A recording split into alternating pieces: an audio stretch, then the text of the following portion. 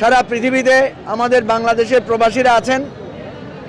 বিশেষ করে আমাদের ফেনী, আপনারা জানেন, প্রবাসী অধ্যুষিত একটা এলাকা।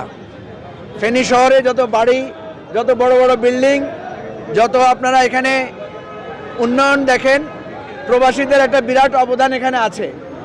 প্রবাসীদের এই অবদান আমরা কখনো ভুলতে পারি না। কিন্তু আমাদের প্রবাসীদের প্রায় সময় আমরা দেখি তারা নানাভাবে বঞ্চিত হচ্ছেন, তারা নানাভাবে তাদের পরিবাররা নিরাপত্তাহীনতার মধ্যে আছেন। তাদের সন্তানদের লেখাপড়ার বিষয়টা খুব ভালোভাবে যত্ন নেওয়ার সুযোগ থাকে না, এবং প্রশাসনের কাছে, সরকারের কাছে তাদের নিরাপত্তার বিষয়ে যখন কোনো আলাপ তোলা হয়, দাবি তোলা হয়, স্পেশাল কোনো কনসিডারেশন তারা পান না, বরং হয়রানির শিকার হন।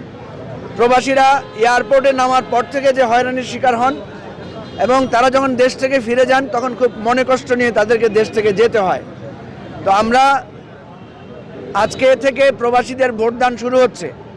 আমরা প্রবাসী ভাই বোনদেরকে শ্রদ্ধা জানাই, শুভেচ্ছা জানাই, এবং আবেদন করি যে আপনারা যে দেশে থাকেন, আপনারা চান যে আমাদের দেশটা তাদের মতো উন্নত হোক, কিন্তু আপনাদের কাছ থেকে আমরা সেটা চাই যে আপনারা সেইভাবে ভোটটা দিবেন, সেইভাবে আপনাদের অধিকারটা প্রয়োগ করবেন, যাতে এই দেশটাকে আপনারা যে সমস্ত দেশে, উন্নত দেশে থাকেন তাদের মতো যাতে এটাকে পরিবর্তন করা যায়।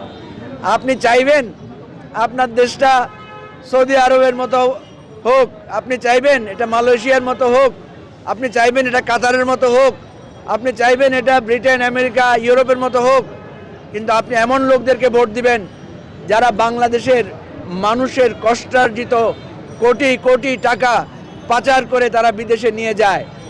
বাংলাদেশে আমরা জ্যামে, ধুলাবালিতে, কষ্টে, ক্ষুধায়, দারিদ্রে থাকি, আর বাংলাদেশের মানুষের টাকা দিয়ে ওই সমস্ত বিদেশের ব্যাংকগুলো রিচ হচ্ছে, উন্নত হচ্ছে, ধনী হচ্ছে।